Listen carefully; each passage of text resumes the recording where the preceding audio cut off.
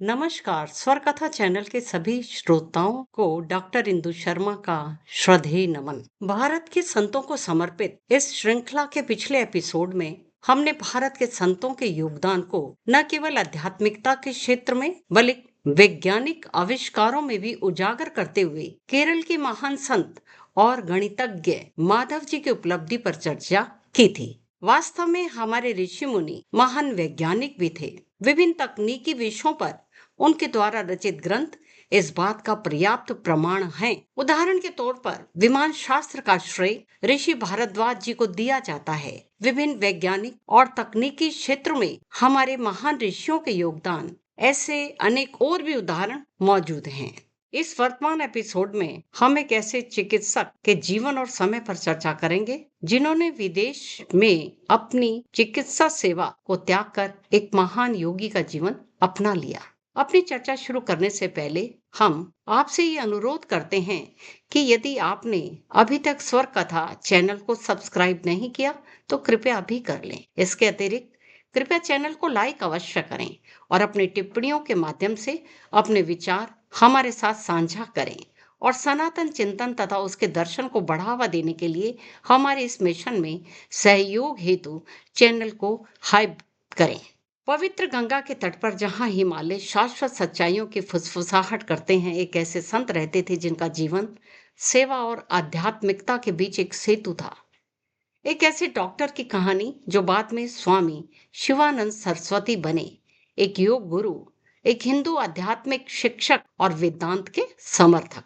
स्वामी शिवानंद जी का जन्म 8 सितंबर 1887 को एक ब्राह्मण परिवार में कुप्पू स्वामी के रूप में हुआ था। उनका जन्म सुबह के शुरुआती घंटों में हुआ था, जब तमिलनाडु के तिरुनेलवेली जिले के पट्टमडाई गांव में भरणी नक्षत्र उदित हो रहा था।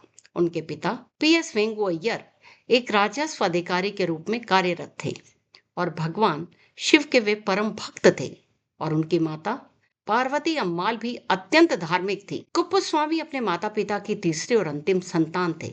बचपन में बड़े फुर्तीले, पढ़ाई लिखाई तथा जिम्नास्टिक दोनों में होनहार थे।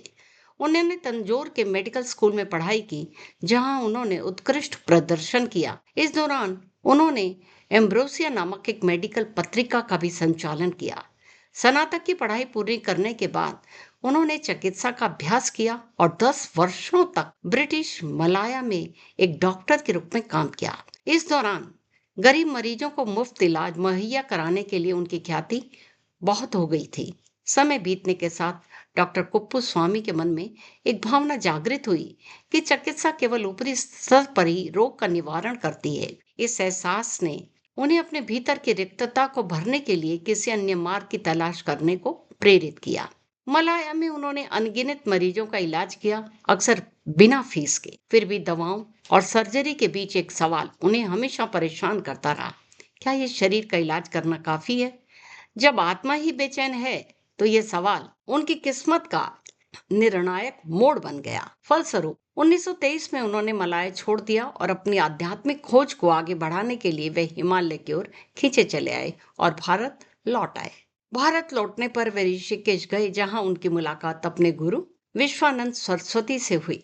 उन्होंने उन्हें सन्यास की दीक्षा दी और उन्हें उनका सन्यासी नाम प्रदान किया। इस प्रकार कुप्पू स्वामी स्वामी शिवानंद सरस्वती बन गए। यह संपूर्ण दीक्षा समारोह श्री कैलाश आश्रम के महंत विष्णु देवानंद द्वारा संपन्न कराया गया। अब उनका जीवन अत्यंत सादा, ध्यान, सेवा और ज्ञान का प्रकाश फैल गया। शिवानंद ऋषिकेश में ही बस गए और गहन आध्यात्मिक साधना में लीन हो गए। शिवानंद जी ने कई वर्षों तक घोर तपस्या की और साथ ही बीमारों की सेवा शुश्रूषा का भी कार्य जारी रखा। वर्ष 1927 में एक बीमा पॉलिसी से प्राप्त कुछ धनराशि की सहायता से उन्होंने लक्ष्मण झूला में एक धर्मार्थ औषधालय का संचालन किया। 1932 में उन्होंने शिवानंद आश्रम की स्थापना की। शिवानंद ने 1936 में गंगा नदी के किनारे डिवाइन लाइफ सोसाइटी की स्थापना की, जिसका उद्देश्य था सेवा करो, प्रेम करो, दान करो, शुद्ध बनो, ध्यान करो और साक्षात्कार करो। 1945 में उन्होंने शिवानंद आयुर्वेदिक फार्मेसी की स्थापना की और अखिल विश्व धर्म संघ का भी आयोजन किया।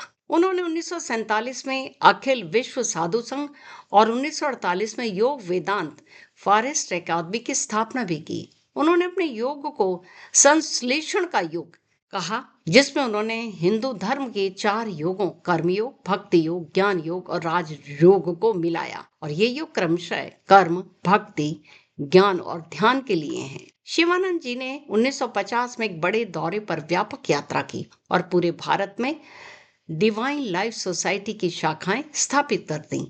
उन्होंने अपने योग के दृष्टिकोण का जोरदार प्रचार प्रसार किया और आधुनिक तकनीकियों को अपनाया। उन्होंने तीर्थ यात्रियों का इलाज किया, भूखों को भोजन कराया और साधकों को शिक्षा दी। उनका त्याग कभी भी पलायन नहीं था, बल्कि कर्म में करुणा थी, संवेदना थी। उनके शिष्यों ने उन्हें संदेश को दुनिया भर में पहुंचाया और विभिन्न महाद्वीपों में केंद्र स्थापित किए। विजुअल संकेत किताब खुल रही है और शिष्य अलग अलग देशों में योग सिखा रहे हैं। उनके वैश्विक पहुंच का एक मोन्टाज। स्वामी शिवानंद जी के शब्द महज दर्शन नहीं थे, वे जीवंत और साक्षात मंत्र थे। शिवानंद जी ने योग पर 200 से भी अधिक किताबें लिखी।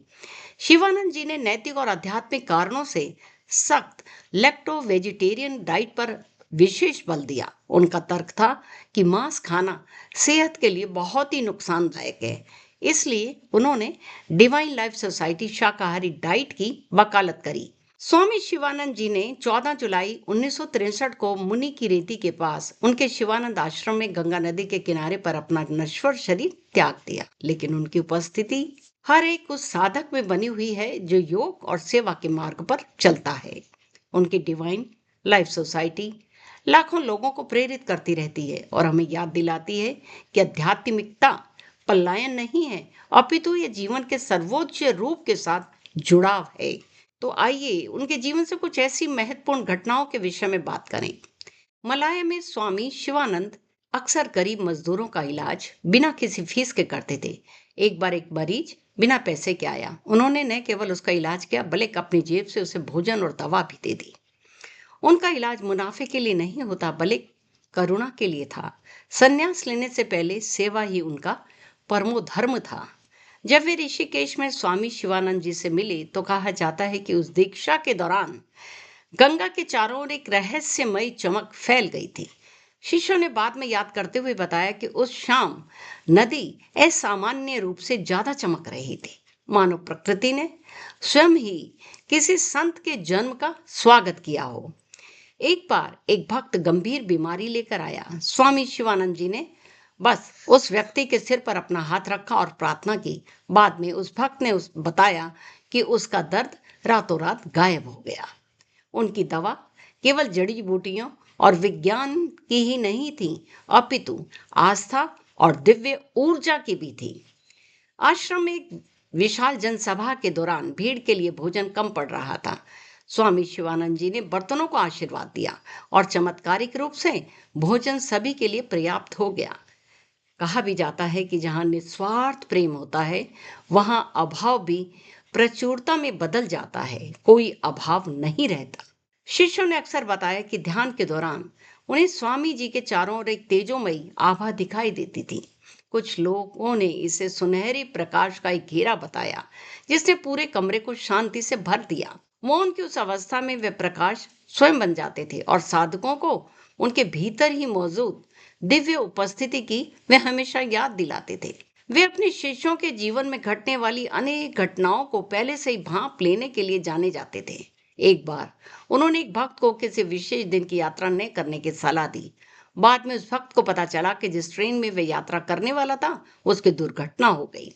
उनकी प्रज्ञा सिर्फ शास्त्रों से नहीं थी बल्कि ईश्वरीय कनेक्शन से पैदा हुई दूर की सोच से।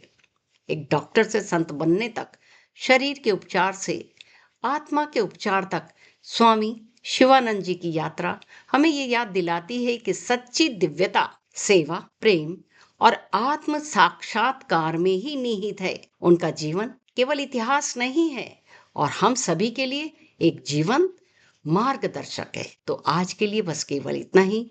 आप सभी का उन्हें एक बार बहुत बहुत बहुत धन्यवाद।